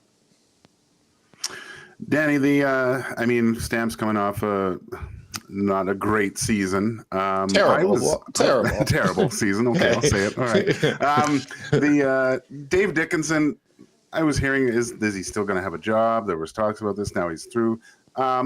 Depending on how the start of the season goes, is he on thin ice as head coach, or does he have at least another year to see how things go? Because getting the Grey Cup in 2 years, it seems like getting that initial centerpiece with Vernon Adams Jr. is the step in the right direction. But obviously, I'm sure the people of Calgary and the Stampeders organization, they want to be in that Grey Cup in 2 years. Boy, do they ever! I think he has a year. I think with the CFL's coaching cap, and that includes the GM. Like realistically, like Dave is probably the highest paid person in the organization. So by getting rid of him, you then have to try to figure out. I think you got one guy who you don't have to pay, but one or another. Like the ownership still has to pay that. And when you're pulling 21,000 people a game instead of the 28,000 you were 5 years ago, I'm not sure that you're necessarily willing to pay him. There's a lot of loyalty within sort of the management group to Dave, and rightfully so. He's been here for a long time, and as down as some people may be, like, let's not forget that this guy took the Stampeders to 3 straight Grey Cups. It really wasn't until probably last season, like not this past season, the season before, where you sort of felt like going into the playoffs that the Stamps really didn't have any chance. Like they were still pretty competitive in 2022. So, I have all the time in the world for Dave Dickinson. He's been great to me. So unfortunately, I'm the wrong person to be calling for his head. I do think, and I've been consistent on this, I'll say it again. I don't think that they had a good enough team. Like Bill Belichick, Andy Reid could have come in and this team wasn't going to make the playoffs. And I think that if there's one, I think that there's just been an issue with retaining talent and recruiting talent, and that is what's going to make this team better. Today's a big first step, but yeah, Dave's going to get to the end of next year. I can't imagine him not, but you guys might be having me on here in 3 months and you'll be like, I've been wrong before. Danny Austin from the Calgary Sun and Herald joining us here on EST Afternoons as the Stampeders acquire Vernon Adams Jr. via trade. Danny, I know last year, and we talked about this, I think, during the season, there was a bit of a riff in that dressing room. It seemed like it was older players versus younger players. Dave Dickinson has moved on from some of his coaches. What are you seeing in terms of what he's going to bring in to replace those guys, and how do you fix that room? because it is kind of on Dave Dickinson as well. He's the GM and head coach, right? I think he's a big part of it. Yeah. And I'm not going to call for his head, but I don't think that he did a good enough job as head coach and GM last year. That's completely part of it. I think that, I don't want to repeat myself, but veteran talent matters in the CFL. Yes. And it matters in part because you're bringing up guys who, whether their dream is to play really well for a year or two and then go back to the NFL, or maybe they've realized that NFL isn't happening. They're making huge adjustments in their life, and that veteran leadership can be the people who are making them commit, who are making them put in the sacrifices that you have to do to be a successful CFLer. That may mean playing on special teams for a full season where you've never really played, it's different up here. And I do think that's why you are going to see, I would expect the Stamps and the Bombers to be incredibly active in free agency. And I think the Stampeders are going to spend money. There are a few contracts that are coming off, but as much as quarterback was an issue, so is the defensive line. So is the offensive line. I think so are the linebackers this year. There's a lot that needs to be fixed, but I don't believe that you can do it by bringing in 23, 24-year-old American guys. And I don't think that the CFL draft fixes it, because how many Canadian guys actually play in their first year, even their second year, and are play meaningful, impactful minutes. So yeah, I think that they've got to get active in free agency. That's it. And I don't think anything else comes close to working. Yeah, we had Manny Arsenault on, I think, a couple of weeks ago, just before the Grey Cup, and he said you need vets to win in the CFL. It's not the other way around. So, and he lived it here with the Edmonton Elks. 100%. And if you look at the guys who have left the Stampeders over the last couple of years, Jameer Thurman, who starting linebacker now in Saskatchewan, Fuller and Ormalade. Sean Lemon, they didn't re-sign. Yeah. Derek Wigan, who was the starting defensive tackle, Canadian defensive tackle. Isaac Adiemi-Bargwin, both of the guys with the best team in the league for most of the season, the Montreal Alouettes. There are so many guys who went on and were impactful for better teams than the Stampeders. You got to keep those guys around. They're the guys who build the culture. They're the guys who, if there is an issue in the locker room, they say, no, stop it. That's not the coaches. That's the veterans. Yeah. Danny, I just want to ask you, now, where in your mind is the next step for the Calgary Stampeders? What area do they need to focus on to be more competitive next year? I mean, I ultimately think that it's such a cliche, but you win with your O-line and your D-line. If you're not putting if you're not putting opposing quarterbacks under pressure on a field as big as the CFL field, it doesn't matter who your defensive backs are. There's too much space for guys to run around and get open if the quarterback has time. So I don't think that they did a good enough job particularly with their defensive ends. I really, really think that the absence of Derek Wigan hurt them in the run game, but that's where I want to see them go spend money. And then their offensive line, the advantage of Vernon Adams is that he can use his feet to, create a couple extra seconds and get out of the pocket and find receivers downfield. But Vernon also has been hurt a couple times in a CFL career. You better be protecting him. And those are O-line is probably NFL teams can't find effective offensive line.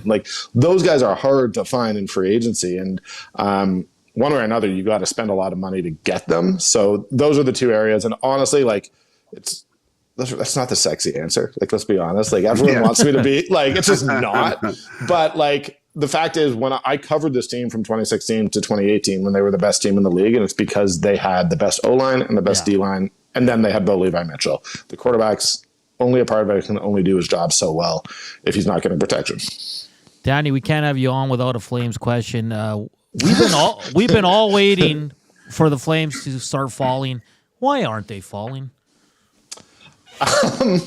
It's funny because we did all that CFL job. My actual job is covering the Flames. I kid though. But I mean, Calgary wasn't expect. Yeah. Yeah, I actually think it's an interesting one that we're all trying to figure out a little bit. If you look at every one of their games is 3-2. Last night was 4-3 loss, but last night was such a weird game. They had 10 penalties, but a couple of them were just a defenseman flicking the puck. It's just a game where I literally think that you just move on from. I think the fact is this team knows what it is, and it knows it doesn't have a Connor McDavid or Leon Draisaitl. Their only way of winning is to grind teams down and to go all four lines. And again, it's boring, but like collect the pucks in the corners, win the puck battles on the boards. And as of right now, like they're doing a really good job of it. Like they're winning those 3-2 games. Dustin Wolf has been amazing in that. Like he's definitely saved them a couple games. There's no question. But like it is a team that I think was pretty annoyed by everyone saying that they were going to be terrible.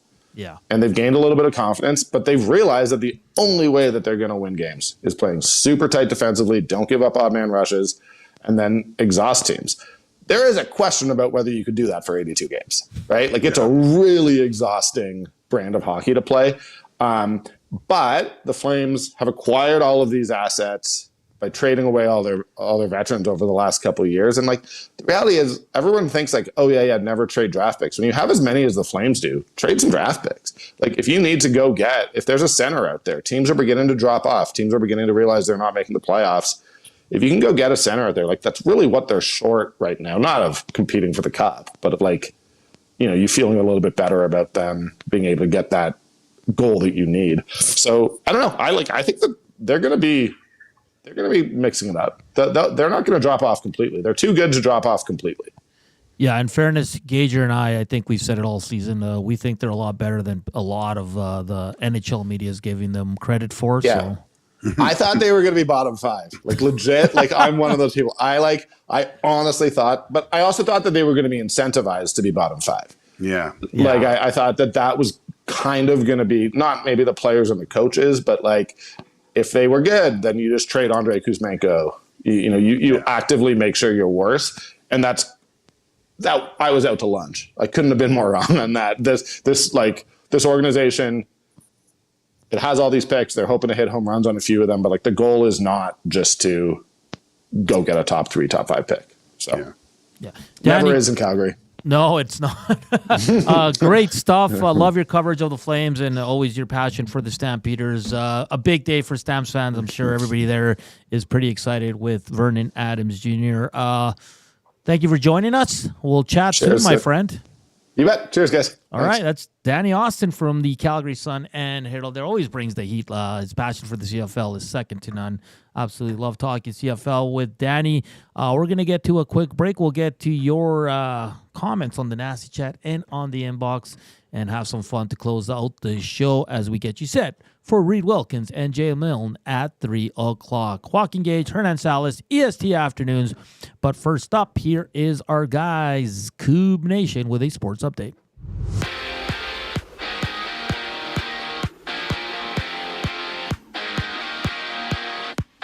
There's just 2 games in the NHL with Brock Besser making his return for the Canucks as they take on the Bruins before the Canadians play the Utah Hockey Club. Elsewhere, Timo Meier of the Devils has been suspended 1 game after cross-checking Nashville's Zachary LaRue in the face last night. And it's the Calgary Stampeders who've acquired Vernon Adams Jr. from the BC Lions in exchange for a 2nd and 4th round pick in this year's draft, as well as a 2nd round draft pick in 2026, having the Lions sending a 2025 4th rounder and a 2026 3rd round selection to Calgary's way. An NBA Cup group stage action continues with the Spurs tipping off with the Jazz and the Rockets battling the Timberwolves in 2 of 5 games in the association tonight. After a quick timeout, Hernan Salas and Joaquin Gage dive into the final segment today on EST Afternoons. I'm Zachary Kubusch, keeping you up to date. The heavy hitters on your team, both on and off the ice. If you've been injured in a car accident, call the heavy hitters of injury law. James H. Brown and Associates, Alberta Injury Lawyers. With over 200 years of combined injury law experience, their precedent-setting lawyers are ready to help. Locally owned and proud Edmonton Oilers fans, James H. Brown and Associates wants to support you with their unrivaled experience, unrivaled results, and unrivaled commitment. When accidents happen, head to jameshbrown.com. Black Friday at FXR Edmonton is the place to shop for the best deals of the year. Whether you're looking for snowmobile apparel, riding gear, workwear, or a new jacket for looking stylish around town, FXR Edmonton is the place to be. Door crasher deals up to 80% off, and the entire store is on sale, so don't miss out. The best deals of the year. Black Friday at FXR Edmonton, 8 a.m. to 8 p.m. Come see us at 324 Mayfield Common. 780 is just another lame-ass, low-budget local shop. Homegrown right here in Edmonton. 780 is both the shop name and their in-house clothing brand that celebrates all things unique to E-Town. They also work with close to 1,000 local vendors from the 780 to help promote and get their brands off the ground.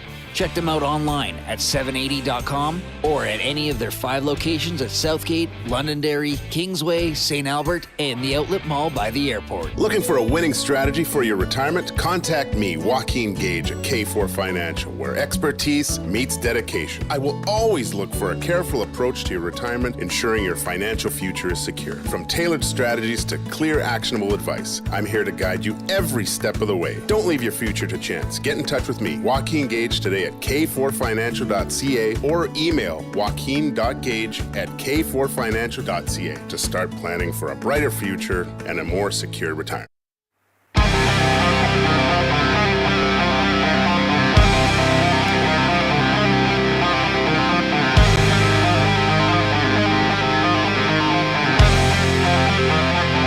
This time I've It's 2:43, final segment here on EST Afternoons. Joaquin Gage remote, Hernan Salas in the studios, accompanied by Cube Nation. The Reed Wilkins Show is coming up with Jay Milne in about 16 minutes time. Of course, they'll have a lot of fun, like they always do, and it's a loaded show, so make sure to keep it locked on EST as Reed Wilkins and Jay Milne are coming up shortly. Gage, are you feeling any better? It's getting better, getting worse? I'm battling through, buddy. It's just annoying. That's what it is. It's not like I hate this. This is crazy. And I don't get. Well, Dusty said we have to stop the open mouth kissing policy at EST. That's how we say hi to each other here. Tommy was in yesterday, and I don't know what he got up to. So yeah, I blame Tom.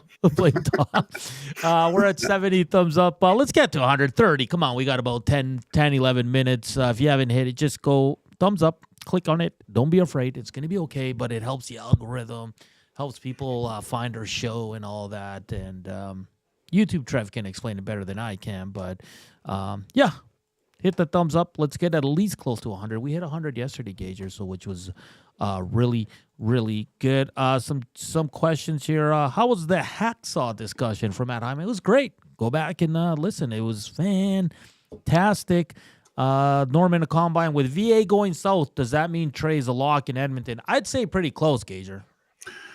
Yeah, I mean, you look at the landscape around the league, and I think the Elks are uniquely situated to allow to see what Tre Ford can actually do. You know, try this experiment out. I mean, it depends. The conversations were going to be had about how Tre feels. Like, where does he want to be? Does he want to be part of this? Does he want to be one of the big differences why the Edmonton gets back to where they were in previous years? And that's, there's a uniqueness, I think, to the quarterback position of making teams better. And he has an opportunity to become, make a pretty big name for himself if he can turn this ship around. And this might be the only spot to be a starter. Like, seriously. Like, he's already here. Sounds like it's going to be a new coaching staff. So all those, issues that there seem to be, Gager, between the quarterback and some of the coaches there, that's all out the window. It's a fresh start for everybody. So we'll wait and see. So hopefully we get some news on the Elks here shortly. I was bugging my buddies at the Elks yesterday. I was like, you guys signed Tre yet? They're probably so annoyed with me. They're they're like, leave us alone, please. We're not telling you. We're not telling you. But yeah, some interesting news from Jerry Montajon, of course, from Post Media here in Edmonton, stating that it looks like Rick Campbell, McSimic, J.C. Sherritt, and Mark Killam are coming to Edmonton as coaches, and that's a all-star coaching staff. And they got some holes to fill as well. Might ask for an Elk this week, maybe a Niles Morgan. I know he does a lot of work in the city with kids, and he has Destin Athletics and helps out a ton of kids on their football skills. So maybe we'll dip into that. Gager, this Oilers being off for 6 days is ridiculous. I know it's we're just coasting here, buddy. We're just coasting. But there's a lot of things going on. I mean, thank the Stampeders for getting this done. Maybe we'll get some more Elk news this week, and who knows? Maybe there's with time off. I think there could be possibly some movement with the Edmonton Oilers. So you never know. Yeah, that's a good point too, because the Oilers, I mean, you look at the standings, they're over 500. They're coming off their best game of the season, but a bad road trip, Gager, and then maybe Stan Bowman's, willing to pull that trigger a little bit quicker than they want. It's interesting, this David Jurasek, and all the insiders have it, that there's teams calling. Seems like Minnesota's interested. I don't know why, I get it. He's a young guy. He's a first rounder. You can work with him. But a team like Minnesota, Gager, I get it a little bit more because their defense is pretty damn good. They don't have to rush this guy and force him into top 4 minutes. Yeah. They're looking to solidify, maybe looking to the future a little bit more. If someone pans out that can replace someone at a lower cost, then maybe you can solidify your lineup with something else. But then it gets tricky too, man. Like you can't. You don't want to mess with the chemistry too much, right? Like, no. If you see your team kind of coming together, I'd like to know. I'd like to take the temperature of the Oilers room. It seems like they're together. It's a tight knit group. You see what Connor and Leon have to say about Podkolzin. I think they have a singular focus, which is good. But again, there might be movement. I think what the effort from everyone against the Rangers was, I don't want to say stay of execution for something drastic being done, but it has given them a little bit of time because of the way everyone played, letting staff know what you're actually capable of when all cylinders are firing has got to be pretty encouraging. Yeah, no, for sure. It was a busy night last night in the NHL as well, Gager. You got 5 games right in your. I know. Terrible. It was. I was doing the math today. Yeah, but there were some games that, the Sharks just rolled the Kings, 7-2. Who saw that coming? Yeah, come on. Really? I told you guys to take Ottawa, but you wouldn't listen to me, and you took the damn Flames. So that's on you, Gager. But it was a good effort. It was a solid effort. Gager, what are you going to do there for some supper tonight? Just some chicken soup, noodle soup? Yeah, I might just shave some of that chicken off and put it in some chicken noodle soup and have that later. We'll see. I don't know. Probably not much, buddy. I won't lie. It'll probably be more liquid, just some teas and things like that. Take some meds. Lots of water, and go from there. Yeah, take some naps and feel better, buddy. But I do appreciate you joining all the shows today because you've done about 3 hours and 20 minutes of radio, if you want to call it that, and you powered through, my friend. Yeah, well, there's no speed limit in the pursuit of excellence, buddy. So. I love the commitment to get us to 100 thumbs up. Yeah, we're lacking today. It's a Tuesday. I get it. It's, everybody's just like, ugh, is it Friday yet? So if you haven't hammered the thumbs up, hit it right now. You can see it. It's right under kind of the end of the Hamilton name, the dash and the start of the E on EST. Just go there and hammer it for us. And like I said, it just puts more eyes on the podcast. Only 2 games in the NHL tonight. It's a light night. Brock Besser back for the Canucks, Gager. That's huge. They'll take on the Boston Bruins, and the Montreal Canadiens host the Oilers' next opponent in the Utah Utes. That's what I know. They're the Utah Hockey Club, but I like calling them that. So only 2 games, light night, but 2 Canadian teams, and Oilers will be off tomorrow. So I did mention earlier, Gager, Derek Ryan, he's just a little ill today. So that's why he sat out. He's probably going to, they get tomorrow off, so that's 2 days to kind of get over whatever's ailing him. And then I guess Kapanen was more of paperwork stuff he had to do. Yeah, that's what I was thinking. Like just getting everything I's dotted, T's crossed, probably doesn't have any clothes that had to get sorted out and get moved out. All those annoying things that you never really hear about. Living out of a suitcase, it's fun for a bit, but after a while, it's like, you know what, this is awful. It's just terrible. So, who knows? I'm interested to see what happens when everyone comes back. Right? There's going to have to be decisions made. So that's probably what a lot of the staff was kind of looking at this week. Where is everyone at health wise? What are their timelines? Because I'm assuming that there's going to be some players that are going to have to be assigned down to Bakersfield at that point, going through waivers again. Are you going to lose a player? So it's probably busy, pretty busy in those Oilers offices right now, just to kind of get an idea of what's going to transpire over the next week and a half here. Do you agree with this, Gager, that if Kapanen has to show a lot more? I'm not saying he's been bad. I'm just saying a lot more not to land on waivers when everybody's healthy on this team.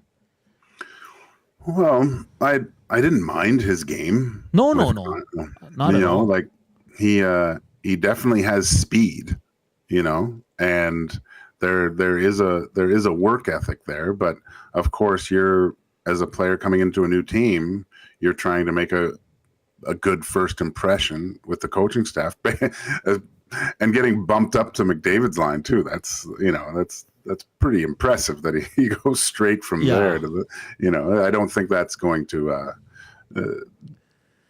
be a regular spot for him. But look, this is another guy that when you look deeper down the lineup, when everyone's going, that's a pretty deep team. And it would be it's too bad that the Oilers find themselves in a position where they can't have extra bodies around and create that internal competition. But I think that's kind of what's happening now. Like, you can't tell me that like Arvidsson and Hyman are looking at the last game and two major pieces of your team are out of the lineup and the Oilers all of a sudden have their best game. Look to them when they get back to kind of have the fire lit under them, because although I've liked Arvidsson's game, Hyman just hasn't been the same player that we're used to, and we've talked about this lots. He is usually a just that junkyard dog. It just the Energizer buddy. It just doesn't quit. He's always in on pucks. It just annoying, getting under the skin of people, like finishing checks, and and probably partly of that the puck wasn't going in for him. So there's he had a very successful year last year, but again, always fall back to the basics as a hockey player. Get back to what made you successful in the first place. Yeah. And that's playing a very, honest, simple game. Yeah, I can see a lot of fans asking for Derek Ryan to get waved ahead, but I just don't see that happening. There is loyalty in this game, Gager, and I think they're loyal to a vet guy like that even if he doesn't play every game in, game out. And I'm not saying I agree with it. You got to do the decisions that are best for your team, but I don't see Derek Ryan going anywhere. I saw a few comments earlier in the Nasty Chat about if they have to waive Kapanen or Ryan, they'd pick Ryan. Rip City Step says, did we hear Hernan's thoughts on the Puustinen, who's put on waivers? It's a joke that we have going now that every player that hits waivers, Gager, no word of a lie, you'll find someone say, the Oilers should get him. It's nonstop with this. So Rip City Step having fun with good old Hernan here, because you can't pick up everybody on waivers, Oiler fans. That's just the way it goes. And Joel says, food poisoning? No, Gager's just a little... bit of a cold, right, Gager? Not food poisoning. Yeah, just this scratchy throat kind of thing. Just you get the little chills or whatever. Yeah. I'm running a little hot, but I'm usually running a little hot, if you know what I mean. No doubt about it. The Oilers off until Friday. Then they'll play Friday, Saturday, and the following Tuesday. It's Utah, Colorado, and Vegas. Talk about some good tests coming up for this team that's trying to find their groove, because lately it's been one good game, one bad game, kind of back and forth. And you just look at last week, terrible in Ottawa. in Montreal, good in Ottawa, terrible against the Wild, excellent against the Rangers. So we'll see what happens here for this team. Off 6 days from their last game when they play on Friday in Utah. And it's going to be cool to watch the game there, Gager, that stadium. Oh, yeah. Yeah. But you know what? I think it lines up pretty nicely, because after that time, there's a little bit of rust to knock off, but going into a building that you've never been to before, you've played against this team prior, but a new team, I think that gives you, a little bit more juice. And from all accounts, it looks like a pretty fun building and it's a good atmosphere in there for hockey games. So yeah, it's going to be great. We're at 85 thumbs up. You got about 20 seconds. Let's hit 115. Let's go if you haven't so far. But big thanks to Lee Hacksaw Hamilton as we went around the NFL at 140. If you didn't listen to that interview, I suggest downloading our podcast or rewinding here on the good old YouTube. He was excellent. And Danny Austin, of course, from Calgary Post Media, talking about the VA trade. And we got a couple Flames questions in there. Both guests were absolutely fantastic. We also had Heat and Smoke with a couple of Oiler questions that you can listen back to as well. But it's time to go. Up next, it's the Reed Wilkins Show with Jay Mill. Keep it locked on EST Afternoons. They'll have your next chance to qualify for the EST Flyaway to LA. For my partner, toughing it out, great job, Joaquin. Thanks for everything today. And Zach, I'm Hernan Salas. This has been EST Afternoons on Edmonton Sports Talk. Enjoy the rest of your day. Stay tuned for Reed Wilkins. We'll talk tomorrow. Ciao. Sports Talk delivers a mass audience of key, influential customers to your business, all while you associate your company brand with the biggest names, the hottest sports news, and teams from every league around the globe. It's where fans go to get their sports fix and where our partners find the most loyal consumers. Contact us today and see how our team on Edmonton Sports Talk can score the biggest goals for your business. With various advertising options available, email business@edmontonsportstalk.com or head to our website, edmontonsportstalk.com.